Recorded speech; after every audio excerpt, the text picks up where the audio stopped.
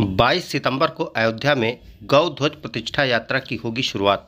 22 सितंबर से 26 अक्टूबर तक संपूर्ण भारत के विभिन्न प्रदेशों की राजधानियों में जाएगी गौ ध्वज प्रतिष्ठा यात्रा।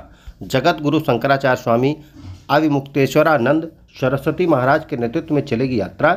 जगत गुरु शंकराचार्य के शिष्य व यात्रा के संयोजक ब्रह्मचारी मुक्तानंद ने की प्रश्वार्ता।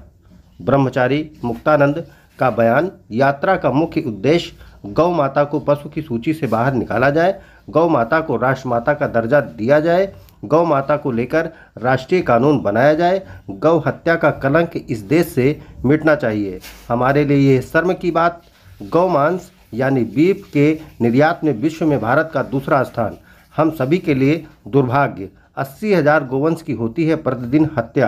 प्रेस वार्ता में धर्म सेना के प्रमुख संतोष दुबे व हिंदू महासभा के राष्ट्रीय प्रवक्ता मनीष पांडे भी रहे मौजूद। तो परिस्थितियां बनी तो उन्होंने राम और लक्ष्मण को ले जाकर के उनका नाश किया था।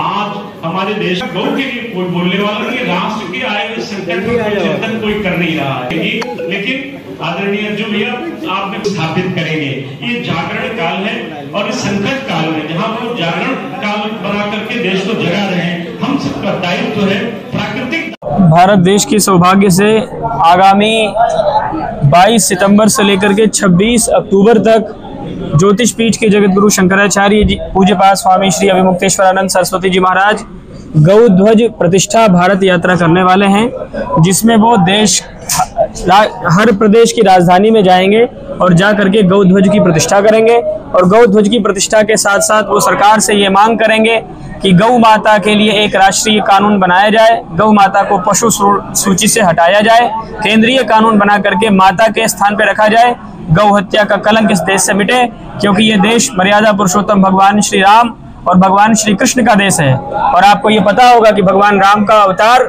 गौ माता के संरक्षण के लिए ही हुआ था।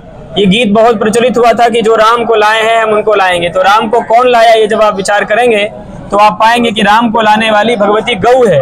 गौ जब गई प्रार्थना करने के लिए तब भगवान राम आए। तो राम जी अब आ चुके हैं, तो राम जी के आने के बाद क्या मिला इस देश को, जब हम विचार करें तो हमको इस बात का गर्व होना चाहिए कि मर्यादा पुरुषोत्तम भगवान श्री राम के आने के बाद हमको गौ माता सुरक्षित मिली। गौ माता की हत्या जो इस देश में हो रही थी वो खत्म हो गई। आज ये दुर्भाग्य है हम सभी हिंदुओं का कि हमारे यहाँ आज 80,000 गौवंश की हत्या प्रतिदिन हो रही है। गौ मांस के निर्यात में भारत पूरे विश्व के स्तर पर बीफ एक्सपोर्ट में दूसरे नंबर पर है। तो ये हम लोगों के लिए शर्म का विषय है। हम चाहते हैं कि जिस देश में भगवान स्वयं गौपालक के रूप में, गोपाल के रूप में अवतार धारण करके अपने आप को गौरवान्वित समझते हैं, ऐसे भारत भूमि में पूरी तरह से गौ हत्या का कलंक मिटना चाहिए। पूज्य शंकराचार्य जी महाराज हर प्रदेश की राजधानी में जाएंगे और इस कार्य के लिए उन्होंने परम पवित्र अयोध्या की पावन भूमि को चुना, क्योंकि भगवान श्री रामचंद्र चाहे रघुवंश, आप इसको पढ़ लेंगे इतिहास को तो आप पाएंगे कि गौ की कृपा से ही भगवान का ये वंश आगे बढ़ा। तो गौ के कार्य को शुरू करने के लिए परम पवित्र भूमि अयोध्या में पूज्य ज्योतिष पीठाधीश्वर जगत गुरु शंकराचार्य स्वामी श्री अविमुक्तेश्वरानंद सरस्वती जी महाराज 21 सितंबर की रात्रि में आएंगे। 22 सितंबर को प्रातःकाल रामकोट की परिक्रमा करेंगे। रामकोट की परिक्रमा करने के बाद यहाँ पर गौ ध्वज स्थापित करेंगे और गौ ध्वज स्थापित करके पत्रकारों को संबोधित करेंगे और यहाँ के गौ भक्तों को संबोधित करेंगे। ये पूज्य महाराज श्री का राम मंदिर के दर्शन या अयोध्या के किसी भी मठ मंदिर के दर्शन, क्योंकि रामकोट में स्थित है राम जन्मभूमि। देखिए राम मंदिर के दर्शन करें। देखिए राम मंदिर के विषय में पूज्य शंकराचार्य जी महाराज का विचार पूरे विश्व को पता है।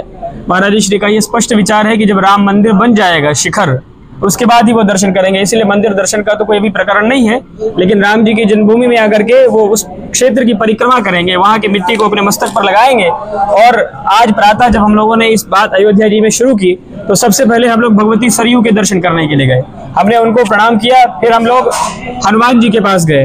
हनुमान जी के पास इतनी शक्ति थी कि उनकी शक्ति का वर्णन उनको खुद पता नहीं था। जब समुद्र स्वस्थ रहने के लिए इस्तेमाल करें अयोध्या धाम का श्री राम नाम स्पेशल निरोगी चूर्ण और बुकनू।